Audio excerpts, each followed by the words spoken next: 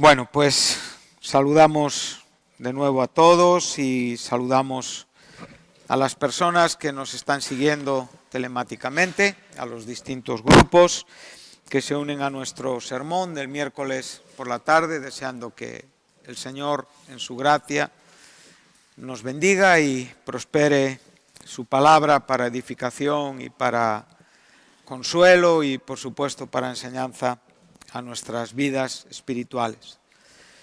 Hemos hecho nuestro ya el capítulo 14, 13 y 14 de Números. Creo que no esperaba yo parar tanto tiempo en este contexto, pero sin estar haciendo un estudio expositivo de estos capítulos, porque no es esto lo que estamos haciendo, hemos venido en cierta manera, a aterrizar sobre estos textos para enfatizar la importancia y la responsabilidad y la relevancia que el ministerio debe de tener en el corazón de cada cristiano, en su vínculo primeramente con Dios y por supuesto en su exposición de vida en la iglesia. Un ministerio no se puede vivir de otra manera que no sea en la iglesia, o sea, sin la iglesia no tendría sentido de ser el ministerio, ya que desde las primeras páginas de la Biblia todo lo que es la tipología y todo lo que es la simbología hacia ahí nos lleva y hacia ahí nos enseña. Y por eso en estos capítulos estamos extrayendo tanta enseñanza, ¿no? Son capítulos que nos hablan acerca de la importancia que tiene el estar diferenciando y por supuesto el estar examinando y por supuesto el estar preocupándonos cada uno por nuestra realidad espiritual. Y por supuesto para tener una respuesta correcta cuando el Señor tenga bien llamarnos para cualquier tipo de situación. Y por lo tanto estamos en un punto que es más allá de lo que es un llamado a la salvación. O sea, estamos en un punto en el que estamos hablando de un llamado ministerial. Y ese llamado ministerial no está relacionado con la edad, está relacionado con la razón de ser de un cristiano. Un cristiano es salvado por Dios para ser una luz, para ser un testigo, para ser sal, para ser una persona que con la comisión de Dios trae una bendición a su propio entorno y a su propia iglesia. En tiempos, como digo, donde el egoísmo cada vez está siendo más evidente. En tiempos donde estamos siendo muy desgastados por muchos aspectos y espíritus que en este mundo existen y hay. Y por supuesto en tiempos donde la vida dirigida hacia aquello que me conviene puede ser nuestra propia tumba. Entonces, la palabra de Dios quiere sacarnos de aquello que tiene que ver con mi propio hedonismo, mi propia búsqueda de placer, de sentirme bien, para poder poner mi vida en una realidad ministerial afectando a otras personas, haciendo de mi vida una herramienta en manos de Dios. Entonces, este es el asunto. Y aquí es donde unos y otros tenemos que vernos. No estamos hablando de otra cosa. Amén.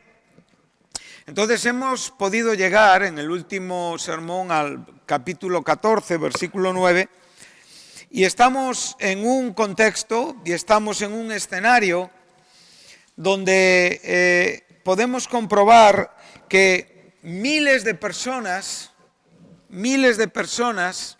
salvadas, liberadas, experimentando una gracia que les trajo desde una esclavitud a un punto de libertad y por supuesto introduciéndolos a una vida y a un futuro mucho mejor, se encuentran atascadas literalmente por los diferentes argumentos y mensajes que se están escuchando.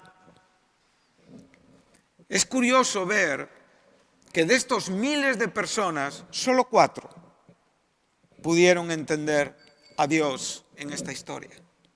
Tuvieron la fe para creer en Dios. Realmente ellos dispusieron su corazón para entender que Dios era aquel que realmente decía que era. Y aunque en la totalidad de personas lo que podemos aprender es que aquí Aarón y Moisés, Josué y Caleb forman un cuarteto con dos generaciones bien diferenciadas que nos muestran que realmente no tiene que ver ni con los más viejos ni con los más jóvenes, tiene que ver con el cristiano. Para mí estas dos generaciones abarcan un espacio de años donde los cristianos debemos de tener la misma respuesta hacia Dios. Es verdad que sobre Moisés y sobre Aarón, donde estaremos en esta tarde un poquitín, había una responsabilidad, había un peso, había un sentimiento posiblemente más entendido y más profundo que el que había en Josué y Caleb. Pero en Josué y Caleb había una fe y había una confianza exactamente igual que la que tenían Moisés y Aarón. Y por lo tanto, cuando nosotros vamos hacia adelante y no vamos a, como digo, a abarcar toda esta historia que nos llevaría hasta el versículo 40 del capítulo 14, lo que vemos es que esta historia tuvo una repercusión, tuvo unos resultados. Los resultados fueron que todos los mayores de 20 años quedarían en el desierto, muertos, no entrarían en la tierra de Canaán. Como tampoco entró Moisés, como tampoco entró Aarón y como tampoco entró María. Solamente entrarían Josué y Caleb y los niños que nacerían en ese tiempo. O sea, aquellos que eran la preocupación de esta generación. Dios se encargaría de introducirlos a la tierra prometida, a la tierra de la promesa y disfrutar de todas las bendiciones de Dios, porque Dios es fiel.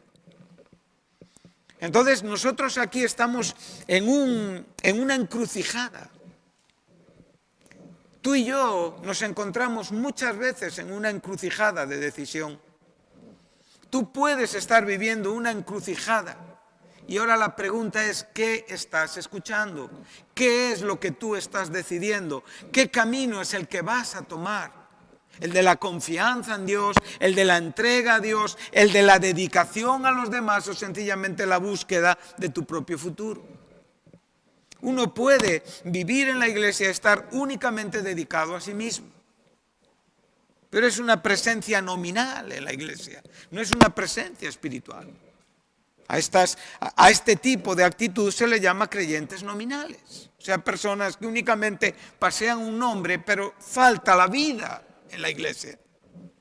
Y esto es lo que no tenemos que ser. Dios nos llama a ser verdaderos discípulos, verdaderos siervos, fieles hijos de Dios que con su propia vida muestran el entendimiento que están adquiriendo de las Escrituras. Esta historia es una historia que tiene en cierta manera una connotación triste, pero a la vez es una gran advertencia para nosotros. Después de toda la declaración que Dios va a dar en muchos versículos, vemos ese final de esa triste derrota en Horma, donde el pueblo sin entender nada se volvió a levantar en su propia idea y le dijeron a Moisés, hemos pecado, pero vamos adelante. Y Moisés le dijo, no ir, que Dios no está con vosotros. Y muchas veces los cristianos vamos así, declaramos que Dios está con nosotros, pero todo nuestro desarrollo es un sinsentido. Y esto es lo que tenemos que evitar. Y esto es lo que tenemos que comprender para poder posicionar nuestra vida sobre asuntos que realmente son espirituales y que tienen un fruto y una consecuencia espiritual. Entonces podemos ver, como hemos visto, dice, por tanto, estas eran las palabras de Josué y de Caleb, no seáis rebeldes contra Jehová, ni temáis al pueblo de esta tierra, porque nosotros los comeremos como pan y su amparo, recordáis, ¿verdad? Aquí estaba la palabra entendida en sus corazones. La maldad del amorreo había llegado al punto donde Dios iba a intervenir, como había prometido a Abraham en Génesis 15:6. Y con nosotros está Jehová, no los temáis. El resultado de estas voces fue poco en relación con el murmullo, la murmuración y el griterío de la multitud. No alcanzaron su objetivo. Y esto tiene que enseñarnos la ardua y difícil tarea de convencer corazones para la gloria de Dios. Encontraremos verdaderos muros que día a día, que predicación tras predicación mantienen exactamente igual su forma de pensar. Las voces que tienen fuerza espiritual es un asunto de tremenda, sensibilidad. Por un lado, nada podemos hacer sin su apoyo y por otro lado, aún con su apoyo no obtenemos muchas veces los resultados. Es difícil explicar estas cosas. Pero lo que sí realmente importa es cómo está mi vida con Dios en este momento. No lo que yo sea capaz de alcanzar. Quiero alcanzar el máximo de gente. Quiero hablar al máximo de gente. Quiero predicar al máximo de gente. Quiero convencer a personas para una mejor vida. Pero los resultados no dicen que Dios no está conmigo. Esto es importante. A veces los resultados no son los que esperamos y Dios está contigo. Entonces podemos ver que las voces se elevan y aquí el único asunto es apedrearlos. Pero es en este momento que paralelamente la gloria de Jehová aparece. O sea, estas personas no están oyendo el corazón ni las palabras de Josué, ni de Caleb, ni de Moisés, ni de Aarón. Pero Dios está respaldando el mensaje de Josué y de Caleb y de Moisés y de Aarón. Como hemos dicho, el mensaje de estos jóvenes tenía un entendimiento, el de Moisés y el de Aarón tenía otro entendimiento. Cuando vieron asomar la gloria de Dios manifiesta físicamente y espiritualmente, la gloria de Dios se manifestaba en una nube o en una columna de fuego. Y eso era indicativo de que Dios estaba ahí. El Dios eterno estaba ahí presente. Y de repente esta gloria se manifiesta y esta gloria viene a dar una comunicación. Ya no son las palabras de Josué, ya no son las palabras de Caleb, ya no son las palabras de Moisés, ya no son las palabras de Aarón. Es lo que Dios va a comunicar. Y lo que Dios va a comunicar lo podemos ver en el verso 21. Dice, mas tan ciertamente como vivo yo, y mi gloria llena toda la tierra. Isaías 11:9 dice que la gloria de Dios llenará la tierra como las aguas cubren el mar. Nada impedirá que la gloria de Dios llene la tierra. Y Dios dice, tan cierto como que mi gloria va a llenar la tierra, independientemente de cómo tú creas, de cómo yo crea, de cómo este pueblo crea, lo que yo he dicho va a ser como yo lo he dicho. Y ahora Él va a declarar, dice, todos los que vieron mi gloria y mis señales que he hecho en Egipto y en el desierto y me han tentado ya 10 veces y no han oído mi voz, no verán la tierra de la cual juré a sus padres. No, ninguno de los que me han despreciado la verá. Ahora, esta es la respuesta a la oración de Moisés. Moisés está orando a Dios, pidiendo a Dios que por favor, que tenga gracia para con este pueblo. Y la respuesta de Dios es, yo tengo gracia para con este pueblo. Yo he perdonado a este pueblo. Pero, tan cierto como que mi gloria llena la tierra, ninguno de estos que han entrado y han desconfiado, y ninguno de los que han tenido su corazón verá la tierra que juré a vuestros padres. Mirad todo lo que está en juego, hermano. Estamos hablando de asuntos serios. Estamos hablando de resultados. Yo no estoy aquí hablando de un cielo y de un infierno. Hay personas aquí en esta tarde que ni cristianas son. Y tienen que arrepentirse y recibir a Cristo por la fe para poder entender que la gloria de Dios llenará la tierra y manifestará todo aquello que está en sus propósitos. Y si no te arrepientes, tu destino no será la tierra de la promesa ni de la bendición, ni la tierra de la esperanza ni de la felicidad. Será el infierno. Pero aquí estamos hablando también de otras cosas. Dios había dado una promesa. Este pueblo había sido llamado a experimentar, a vivir. Dios quería que todos, en la misma manera que Pablo declara, en una manera muy clara, que Dios quiere que todos se salven. En la misma manera aquí Moisés estaba diciendo, Dios quiere que todos entréis en esta tierra. Ese es el propósito de Dios. Dios no estaba exceptuando a ninguno. Dios no estaba señalando a ninguno. Dios estaba diciendo, todos podéis entrar. Por lo tanto, esto no es una situación que se genera en un momento y que es como una prueba que no acabo de superar o que tiene que ver con una situación que me equivoqué, pero enseguida. No, esto es una conducta resistente. Esto tiene que ver con una postura consciente y claramente entendida de que esto es lo que yo quiero para mi vida. Y le estaban diciendo a Dios, no queremos tu vida, queremos la nuestra. Queremos volvernos a Egipto, queremos tener otro capitán y queremos realmente la vida que nos da a nosotros la gana. No queremos lo que tú nos prometes. Entonces Dios dijo, ¿no queréis lo que yo os prometo? Muy bien, pues no entraréis. Esto es un asunto importante. Este momento es un momento de tal solemnidad y de tal profundidad, y es un momento que tiene tanto que ver con el tiempo donde nosotros hoy estamos.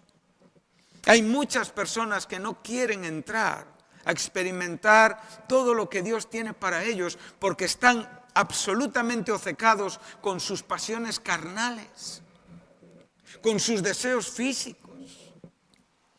Están escogiendo una vida inferior cuando están siendo llamados a una vida superior. Están escogiendo andar con retales cuando Dios nos está llamando a vivir en la vida de resurrección. Nosotros somos muy humanos en nosotros mismos y constantemente estamos lamentando muchas cosas para dar fuerza a nuestro sentimiento, que está privándonos de poder vivir en la altura donde Dios nos quiere llevar. Dios les estaba introduciendo a una tierra, como hemos dicho, que en su significado es un poquito diferente al cruce del Mar Rojo y por supuesto a la salida de Egipto. Estamos entrando al entendimiento de una vida de batalla espiritual en victoria, donde realmente la fe en Jesucristo nos levanta a una experiencia muy por encima de nuestras penas terrenales. Y entonces podemos hacer frente a Satanás con sus dardos encendidos. Ahora mismo estamos aquí observando un asunto tremendamente importante. En este escenario, una multitud, una mayoría que está desconfiando de Dios, una minoría que está confiando en Dios y de esa minoría dos que están sobre sus rostros. Y ahí quiero yo realmente ir un poquitín en esta tarde. Mira, lo que nosotros encontramos en el momento en el que aparece la gloria de Dios sobre el tabernáculo, para este momento nosotros sabemos que Moisés está sobre su rostro. Eso nos lo va a enseñar el versículo 5, donde iremos ahora mismo. Pero algo tuvo que decir Moisés en medio de toda esta situación que se estaba encontrando. Y para eso vamos a ir un momento a Deuteronomio. Sabemos que en el capítulo 1 de Deuteronomio, como hemos dicho en otros sermones, tenemos el paralelo que es el recordatorio de Moisés 38 años después de lo que pasó aquí 1 año y medio después de haber salido de Sinaí. Entonces para Moisés era muy importante lo que aquí había sucedido porque de hecho lo recordó y fue lo primero que recordó en su primer capítulo de este libro, del último libro de Moisés, Deuteronomio. Este libro que significa segunda ley o un recordatorio de lo que fue la vida del pueblo de Israel desde su salida hasta el momento de entrar donde Moisés muere en el monte Nebo, en la cumbre del Pisga. Es bonita la geografía bíblica. Entonces dice así, vamos al versículo 29 y aquí tenemos lo que Moisés estaba diciendo también.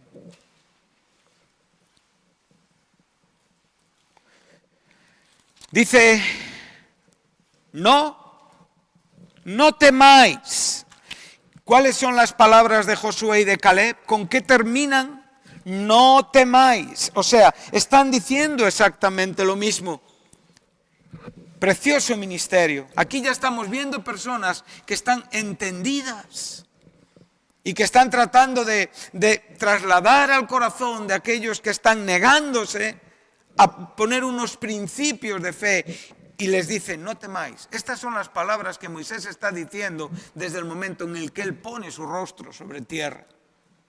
Ahora, seguimos un poquitín. Dice, ni tengáis miedo de ellos, Jehová vuestro Dios, el cual va delante de vosotros, Él peleará por vosotros. Conforme a todas las cosas que hizo por vosotros en Egipto, delante de vuestros ojos. Es un ruego, parece el apóstol Pablo hablando.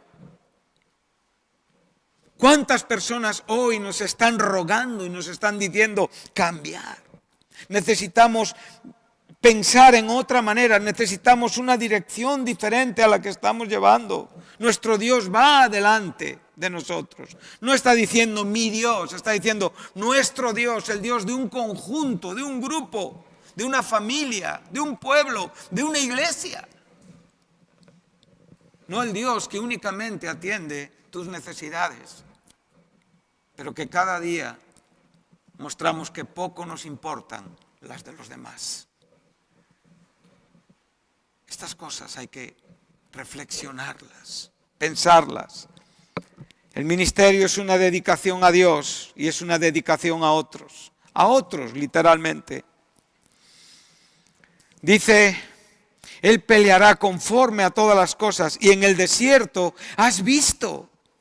Aquí ya tenemos un testimonio que no tenemos antes, ¿no?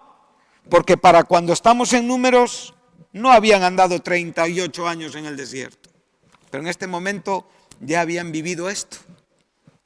Y Moisés les dice, ¿has visto que Jehová tu Dios te ha traído como trae el hombre a su hijo? O sea, esos 38 años, que fueron equivalentes a los 40 días que estuvieron investigando y espiando la tierra, fue el tiempo necesario para que murieran todos aquellos mayores de 20 años. Y para que pudiera prepararse el pueblo que Dios dijo, los hijos, Josué y Caleb. Dice, como trae el hombre a su hijo por todo el camino que habéis andado, hasta llegar a este lugar.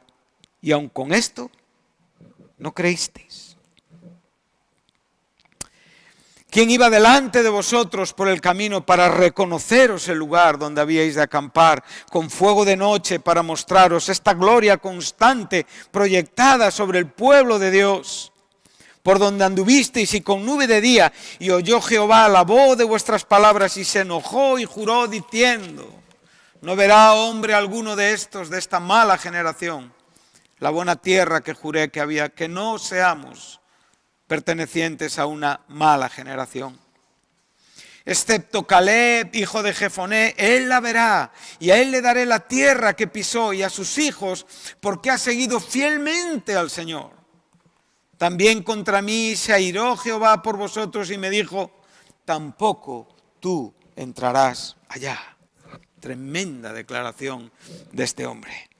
Este hombre pagó un precio muy alto con este pueblo. Este hombre fue distinguido por Dios. Él no pasó como un incrédulo. Ellos sí pasaron como un incrédulo, pero el desgaste espiritual al que le sometieron, él lo sufrió. Y él reconoce que también Dios se enojó con él. Sabemos, estuvimos en Números 20, pero yo creo que Moisés aquí está diciendo más que eso. Y podemos ver cómo este hombre desgastó su vida y hace falta mucho amor y mucho interés por otros para entregarte a aquellos que no quieren hacer nada. Y para esto no todos estamos capacitados.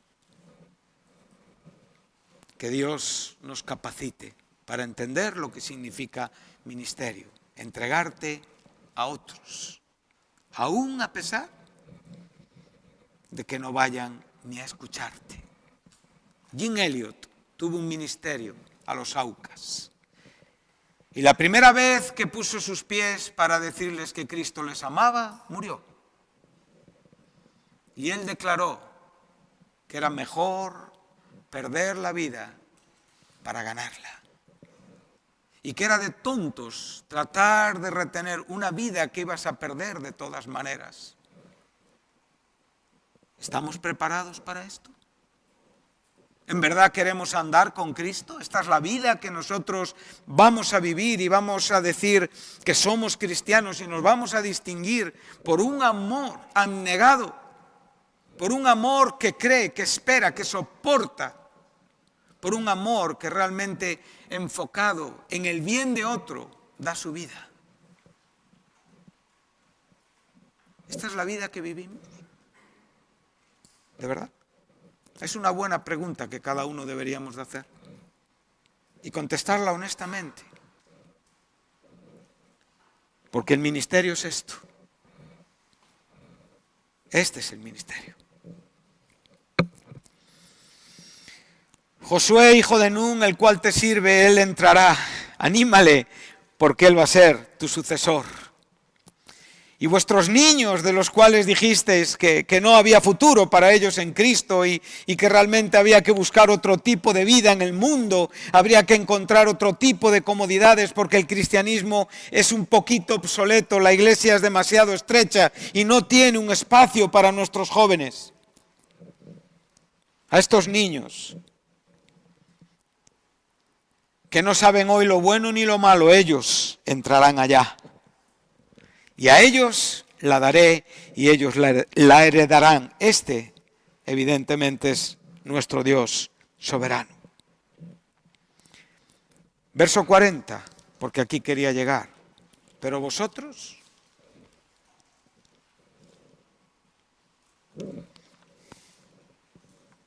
volveos a donde queréis ir.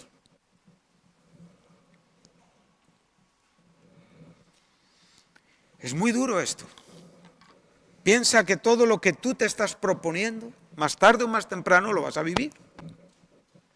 El Espíritu Santo tiene una resistencia sobre aquellos que son creyentes y trata de convencer y trata de llevarnos a una idea mejor de la vida. Pero como tú insistas en caminar por un sitio, caminarás. Y en la misma manera que los hombres sin Dios de Romanos 1, que después de ser amados por Dios, sencillamente cambiaron la gloria de Dios por las mentiras de este mundo, Dios los abandonó. Los entregó a su propósito. Y Dios le está diciendo a este pueblo, vosotros os vais a volver, ¿camino de dónde? Del punto donde vosotros experimentasteis la libertad. Tremendo, ¿eh? Vamos a leer la segunda carta de Pedro, capítulo 2, versículo 20. Aquí tenemos un paralelo perfecto a esta frase. Y una sana y santa advertencia, tan real y tan importante como los que estamos aquí en esta noche.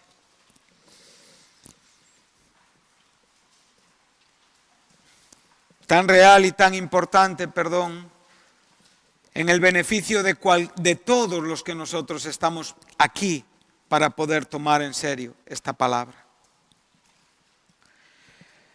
Observa lo que dice Pedro. Ciertamente,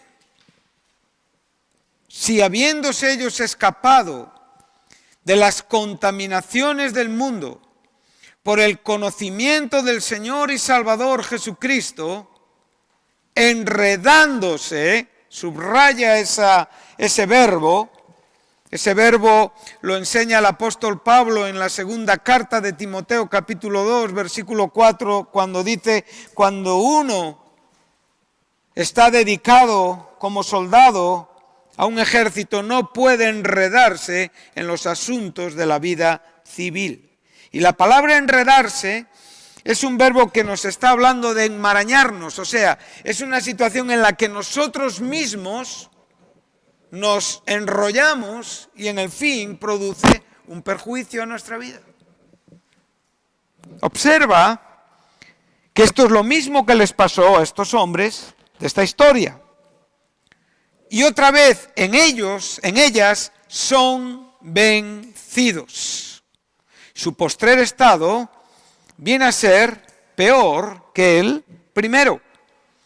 Porque mejor les hubiera sido no haber conocido el camino de la justicia, que después de haberlo conocido, volverse atrás del santo mandamiento que les fue dado.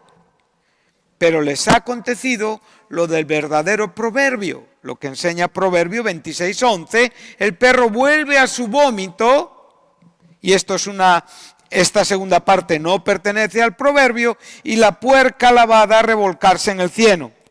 Observa que Pedro aquí está hablando de falsos maestros, ¿no?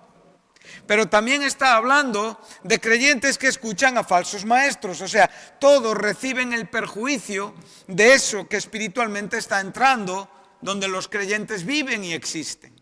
Pedro está escribiendo a creyentes, está escribiendo a la iglesia, por lo tanto estos son problemas de la iglesia. Amén. Entonces lo que está diciendo es que estos falsos maestros en su momento eran hombres paganos, como esos creyentes en su momento eran hombres paganos, que fueron traídos a la vida por la predicación del Evangelio. Y de repente estas personas cambiaron la verdad del Evangelio y empezaron a predicar sus propias ideas acerca de Dios. Y eso es lo que les calificó como falsos maestros. Nosotros tenemos que tener mucho cuidado cuando realmente no estamos predicando aquello que tiene que ver con la propia consecuencia y realidad de nuestra vida. La palabra de Dios, el siervo de Dios, el ministro de Dios es una persona que vive la palabra y que esa palabra produce la vida que él predica y enseña a otros. Una palabra que no acompaña la vida no es una palabra. Claro que cualquiera de nosotros tenemos defectos. Nadie es perfecto, yo no estoy hablando de esto. Estoy hablando de que nosotros tenemos que vivir coherentemente con la palabra que predicamos o que creemos.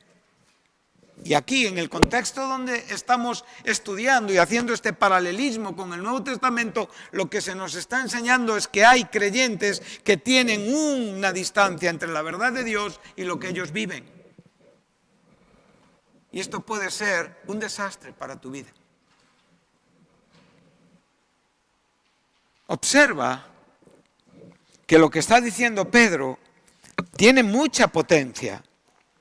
Nosotros hemos escapado de las contaminaciones del mundo, del pecado del mundo, y hemos escapado por una sola vía, por un solo camino, por el conocimiento del Señor y Salvador. Este es el Evangelio de Cristo.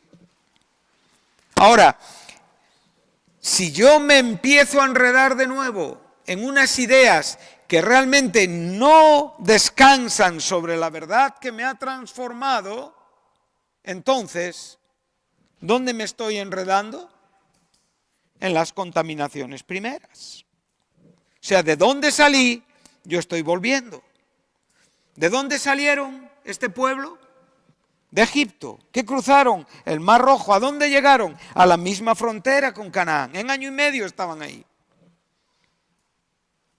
En el fin, ¿cuál fue el camino que tuvieron que tomar? Dios les dijo, el camino de vuelta. Duro, ¿eh? Y 38 años dando vueltas para cumplir el propósito de Dios.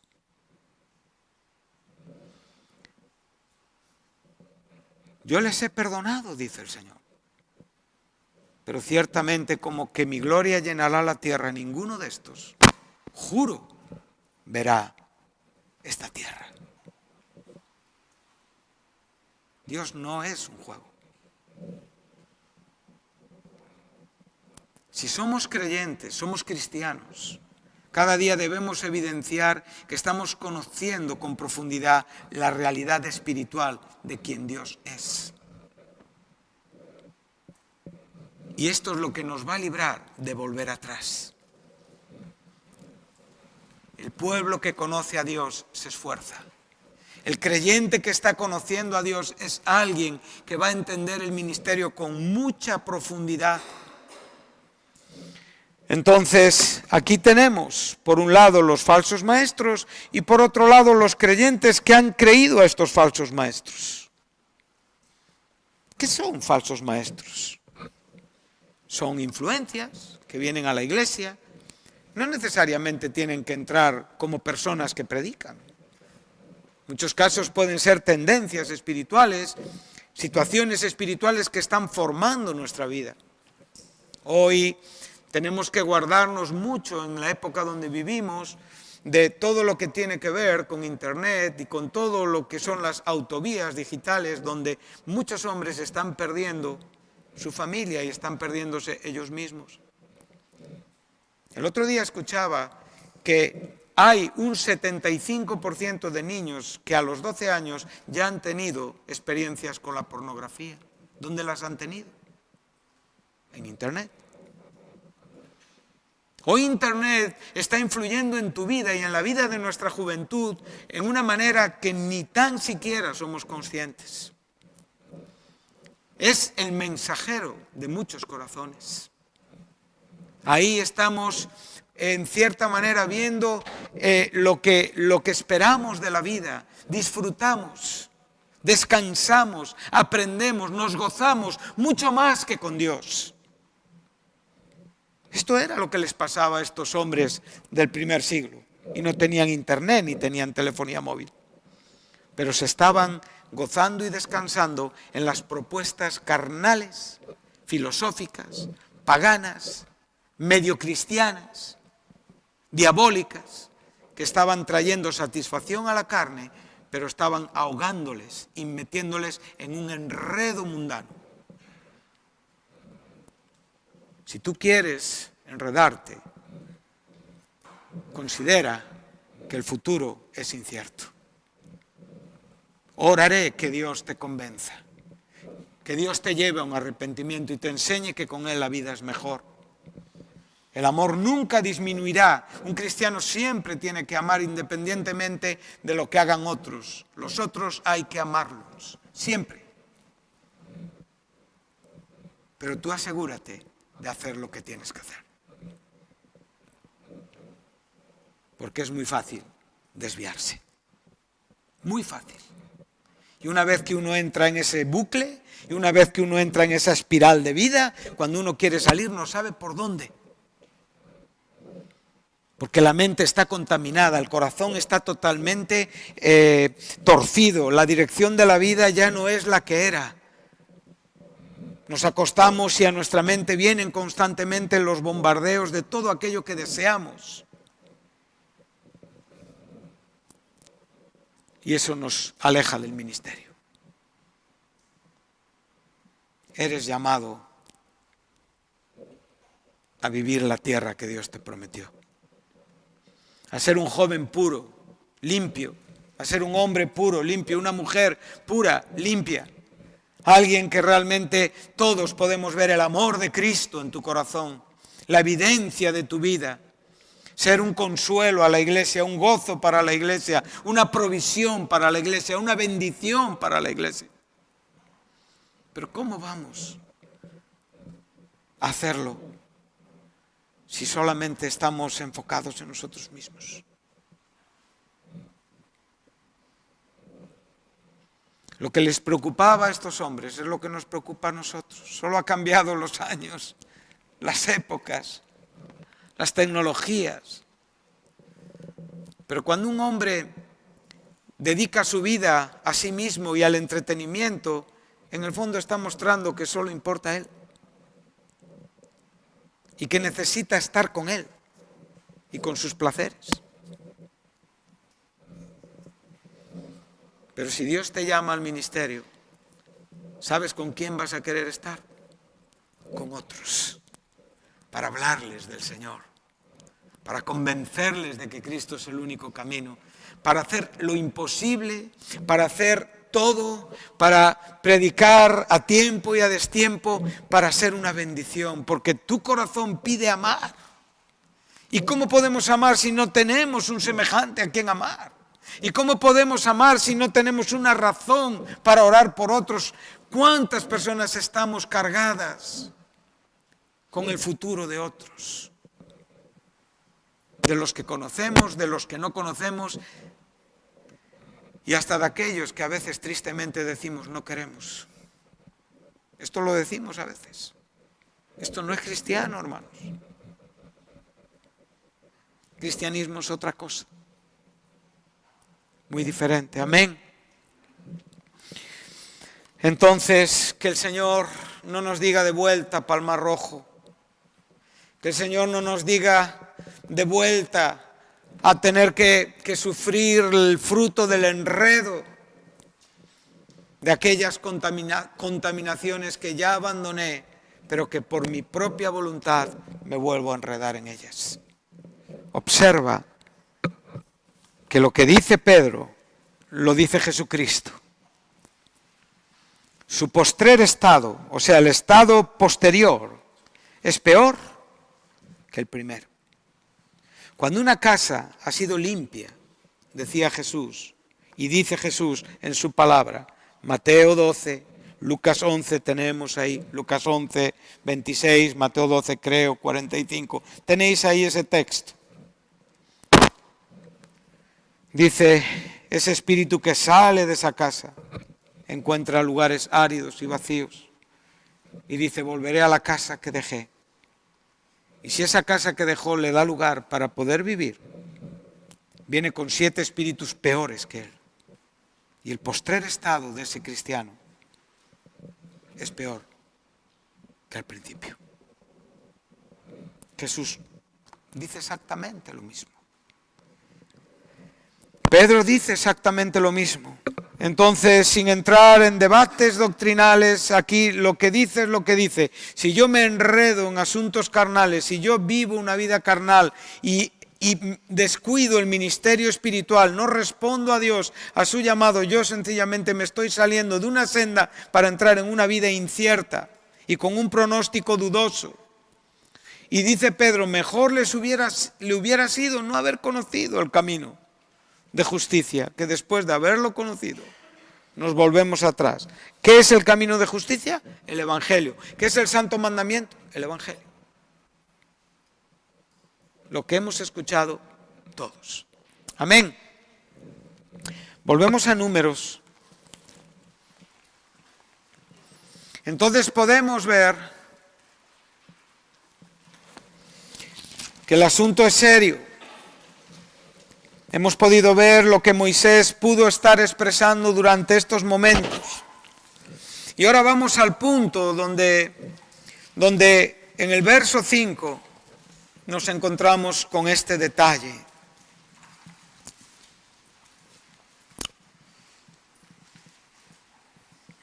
Después de escuchar, escojamos otro capitán. Tú no eres un buen pastor, no nos sirves, no vales. Tus propuestas ya no son útiles. Has servido para lo que has servido, pero ya no te queremos. Eso era duro para Moisés, ¿eh? Un pueblo que amaba, un pueblo que realmente se estaba entregando una obediencia de fe para ir exactamente al propósito al que Dios le había llamado. Bueno, las personas le dijeron, hasta aquí, Moisés. Queremos otro capitán y queremos que sea un pastor que nos lleve de vuelta. Pues lo tuvieron, ¿eh? Dios se encargó de que fueran de vuelta. Y en este momento, Moisés y Aarón observa que esto es algo que sucede simultáneamente. Moisés y Aarón, los que componen el sacerdocio importante, el peso del liderazgo religioso y espiritual de este pueblo, se postran sobre sus rostros. La idea muchas veces es que ¿Se están poniendo sobre sus rodillas? No. Aquí lo que se nos está diciendo es que cayeron literalmente. O sea, fue un sentimiento tan potente, tan profundo, tan duro al corazón de estos hombres que cayeron literalmente al suelo. No fue una acción consciente. No fue algo que de repente, viendo lo que estaba pasando, se pusieron de rodillas, inclinaron sus cabezas y dijeron: Señor, interven, que lo hicieron. Lo que ahí pasó es que fueron al suelo. Fue algo, en cierta manera, violento. Vamos un momento a Éxodo 32 para ver, como hemos visto, un suceso que viene a darnos una idea de todo lo que podemos llegar a pensar en cuanto a lo que Moisés y Aarón vivieron en este momento. Dice el verso 11, estás viendo una situación similar. Dice, Dios le está diciendo, y ahora le dice, verso 10, ahora pues déjame que se encienda mi ira y los consuma, y de ti yo haré una nación grande. Entonces Moisés oró en presencia de Jehová su Dios y dijo, aquí estamos ante una oración suplicante. No era una oración normal, cómoda. No era una oración de las que muchas veces hacemos y que las elaboramos. Era una oración profunda y era una oración con un ruego suplicante como resultado de una batalla tremenda interior que este hombre estaba viviendo. Vemos que esto sucede en el tiempo en el que él recibe la ley. Como hemos dicho, 1 año y medio después le estamos viendo vivir la misma situación. Pero es que vamos un poquito más adelante, a Números 16, y nos encontramos lo mismo. O sea, la vida de Moisés fue esta.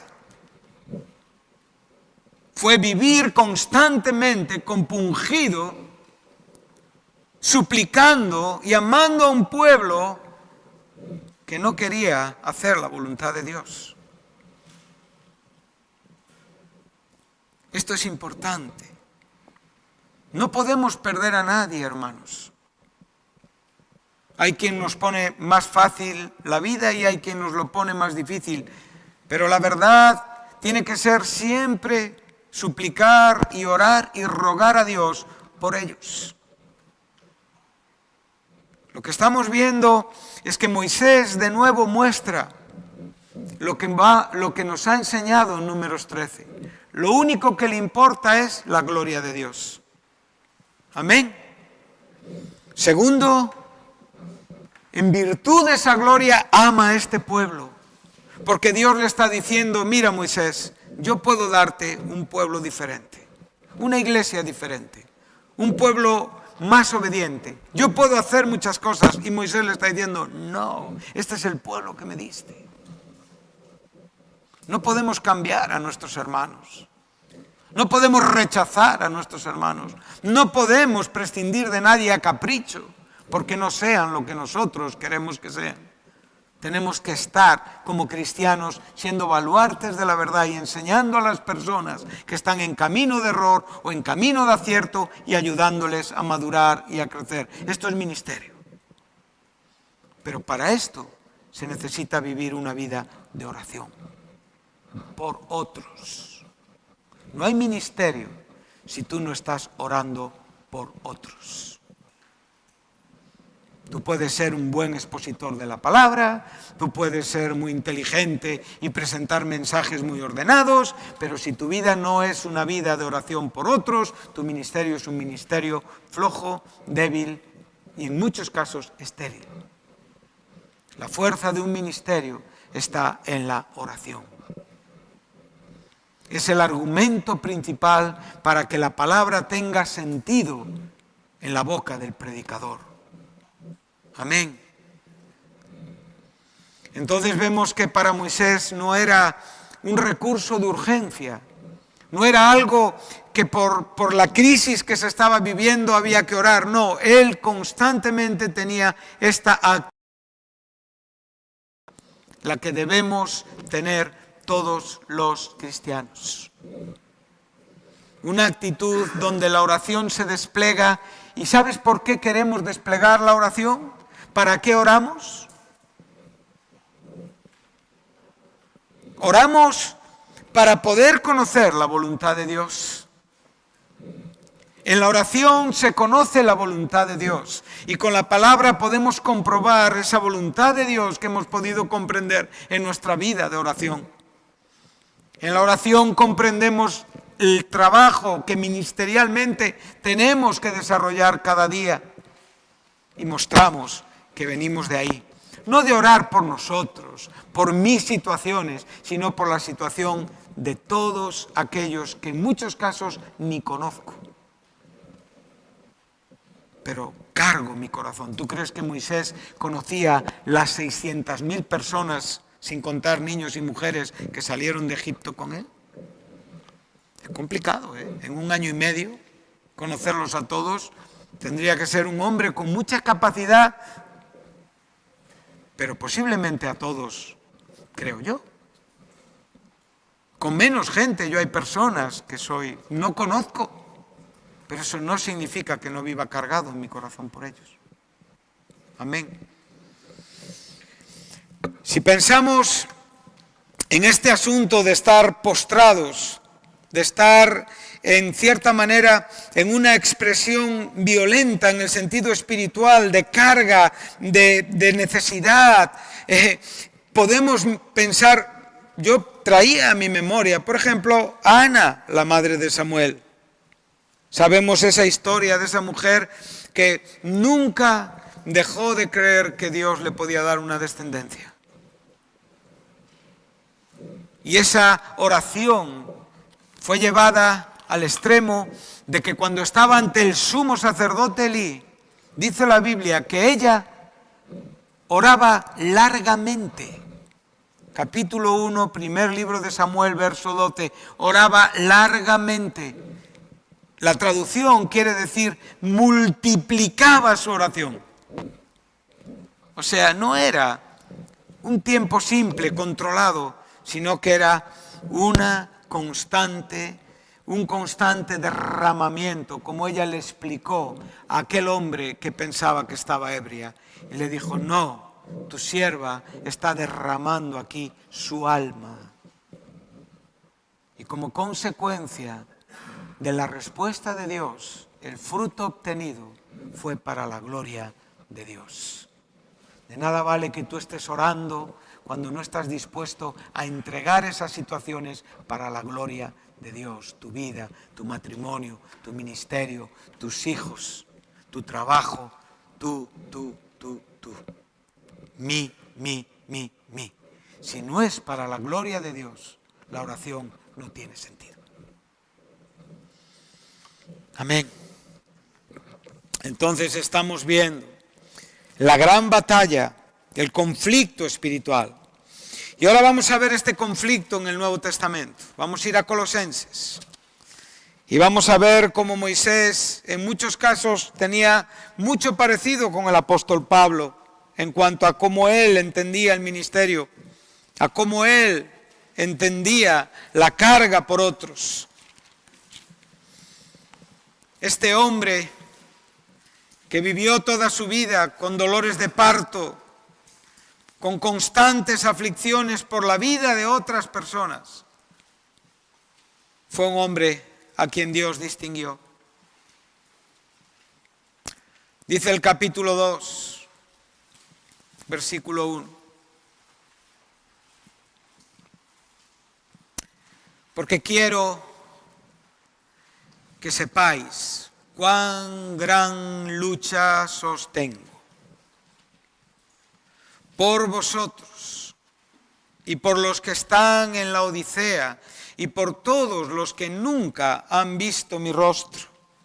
Él está escribiendo a la iglesia de Colosas, las que están en la zona, esto es Turquía, ahí estaba la Odisea, Colosas, Hierápolis, lugares que Pablo todavía no conocía y que sin embargo en su corazón estaba cargado.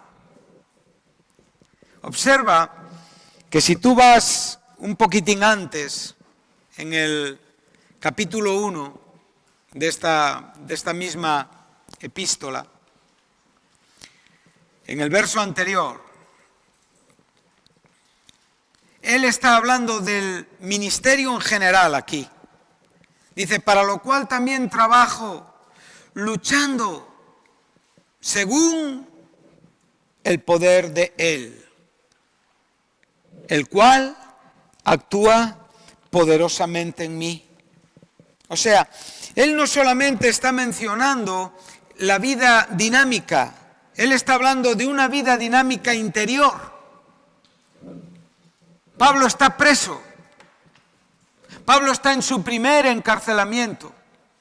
Por lo tanto, él no podía hacer muchos planes, ni tener muchas ideas, ni hacerse muchos proyectos, ni propósitos, porque dependía de una libertad que, aunque esperaba tenerla, estaba preso. Entonces, él ahora en este momento está hablando del ministerio en general y está mostrando que él lucha según la potencia de él. Pero cuando llega al versículo 1, él ya está dándole al ministerio, lo está identificando y lo está localizando con esta iglesia de Colosas, con la iglesia de Laodicea y con la iglesia de Hierápolis. Y él ahora viene a decir esto: quiero que sepáis cuán gran lucha sostengo. Y aquí la palabra lucha es el término griego agón, de donde viene la palabra agonía. Esto no es una oración cómoda. Esto no es una experiencia cómoda. Esto es ministerio. Aquí podemos ver contemplado la profundidad del ministerio. Ahora podemos entender cómo Moisés fue abatido literalmente y qué era lo que él estaba viviendo con su rostro contra el suelo. Podemos entender cuando él oró fervientemente para que Dios no consumiera en el momento en el que se estableció y se erguió el becerro de oro. Hermano, tu vida de oración es esta. De verdad. Es nuestra vida de oración esta. Estamos cargados, no por las almas que se van a salvar, sino por nuestros hermanos en Cristo, por la iglesia. Aquí es la iglesia. Él está hablando de la iglesia. Cuando tú vas a Getsemaní, en el capítulo 22 de Lucas, versículo 44, te dice que Jesús en agonía oró. O sea, era una oración agónica. ¿Sí? Y ahí nosotros tenemos un modelo de oración también para nosotros. Esa es la oración que estamos hablando de Moisés y es la oración que estamos hablando de Pablo y es el ejemplo que nos dejó nuestro Señor Jesucristo, contemplando a sus discípulos muertos de sueño, durmiéndole y sin importarle mucho lo que él estaba viviendo. Pero él siguió orando y oró por ellos, por aquellos que se dormían y que no les importaba mucho lo que él estaba viviendo. Lo amaban, sí, pero a veces hay una simpatía que no es profunda. Hay un amor que no es profundo, que es incapaz de hacer absolutamente nada que esté fuera de las posibilidades. Si tú amas con tus posibilidades, estás amando hasta un punto. Tenemos que amar encima de nuestras posibilidades. Eso es milagro. Yo puedo amarte con mis bienes y en cierta manera darte. Y esto a veces se relaciona con amor y eso está bien. Pero yo no estoy hablando de esto. Yo estoy hablando de estar agonizando por ti. Tú agonizas por otros. Dime, por favor. Si no agonizamos por otros, no hay ministerio.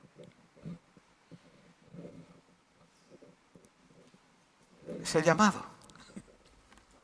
Es a lo que el Señor nos llama. ¿Estamos dispuestos? ¿Queremos vivir esta vida? va a ser la mejor, por supuesto.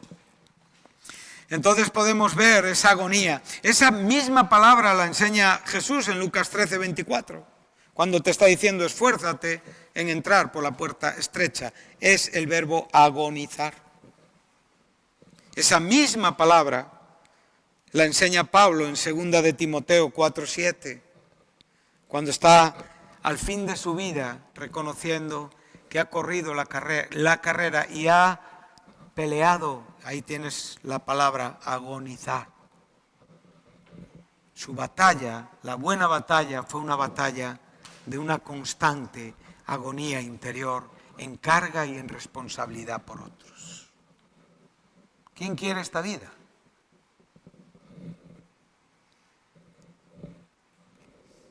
Esto es ministerio. Pero es una agonía que espiritualmente es tremendamente valiosa para tu experiencia. Y formará en ti un hombre, una mujer, entendido y entendida de Dios. Pero no es la vida que generalmente la gente quiere vivir.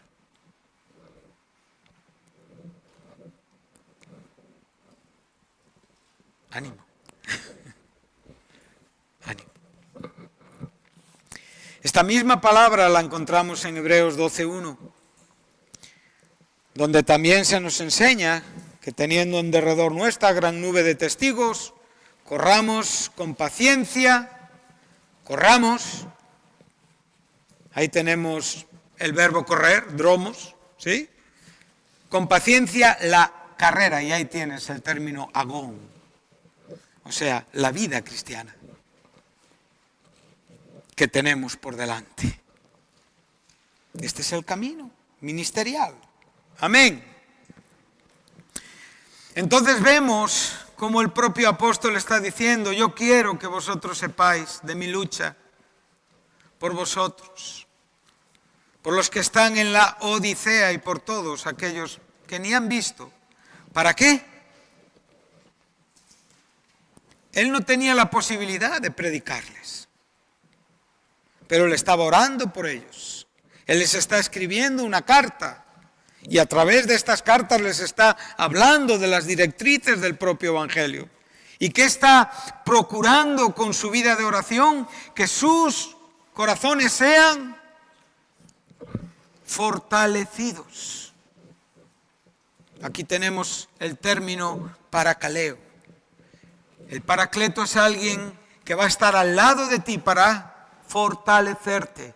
Y lo que está diciendo Pablo, mi oración es que el mismo Espíritu Santo que me fortalece a mí, te fortalezca a ti, os fortalezca a vosotros, hermanos. Y como consecuencia de una vida sana y fuerte, entonces, ¿qué es lo que viene a la iglesia? Unidad. Entonces ya sabemos por qué no hay unidad. Porque los corazones, evidentemente, no están fuertes en el Señor. Están fuertes en nuestros propósitos y en nuestra vida y en nuestra forma de pensar. Pero si estuvieran fuertes en la manera en la que Pablo nos está enseñando, ese consuelo, esa fortaleza que vendría a nuestro corazón, evidentemente nos llevaría a vivir unidos en amor. Eso es lo que hace y da sentido al ministerio. Es lo que la iglesia debe de ser. Dice, hasta alcanzar todas las riquezas del pleno entendimiento, a fin de conocer el misterio de Dios el Padre y de Cristo. Esto es lo que está buscando el apóstol. Una unidad y en esa unidad una comprensión para todos los creyentes del misterio del Dios Padre y de Jesucristo.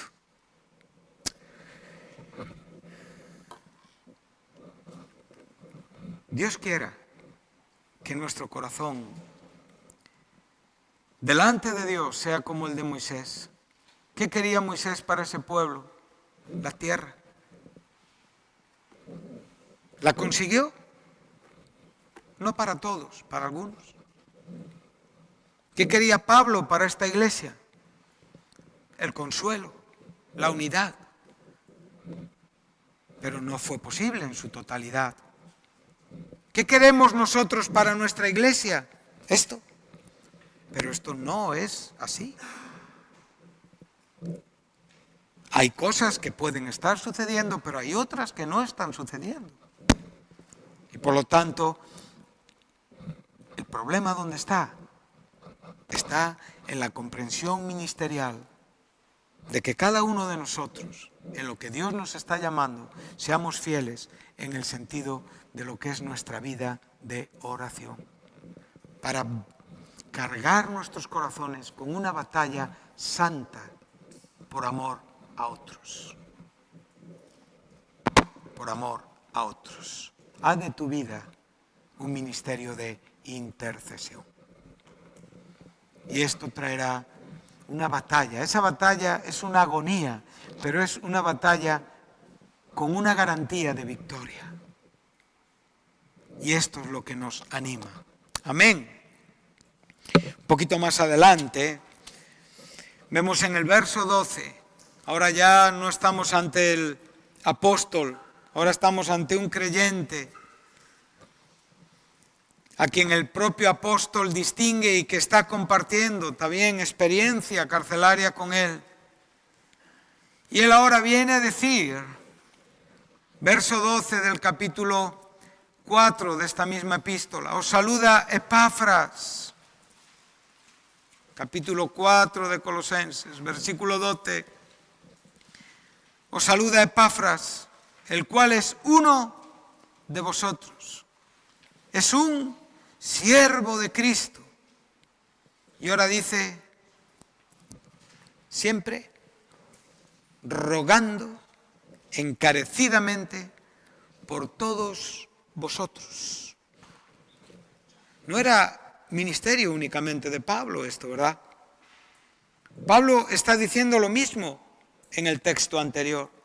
Pero ahora se nos está hablando de Epafras y dice la traducción en una manera textual, estaríamos diciendo que siempre su oración es en un esfuerzo intenso.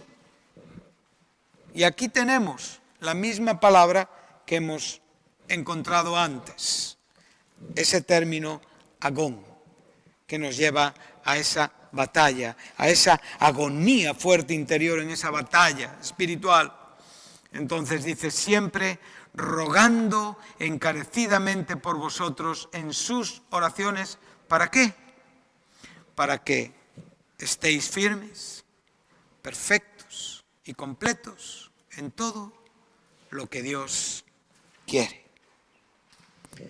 Amén. Terminamos en 2 de Corintios. Capítulo 11.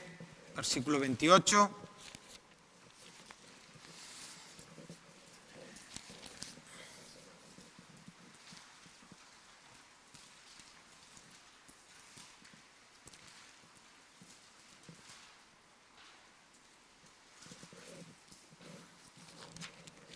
Pablo nos está dando una lista de sus sufrimientos como apóstol. Todo este contexto que tienes desde el versículo 16 lo puedes leer, evidentemente, no es ahora el momento ni tenemos tiempo. Pero cuando llega al verso 28, después de dar una lista grandísima y amplia de sus experiencias agónicas, en las dificultades no solo físicas, sino espirituales de su propia vida como creyente para cumplir el ministerio al que Dios le llamó, ahora él va a reconocer y dice, y además de otras cosas, lo que sobre mí se agolpa cada día, lo que sobre mí pesa cada día, es la preocupación por las iglesias.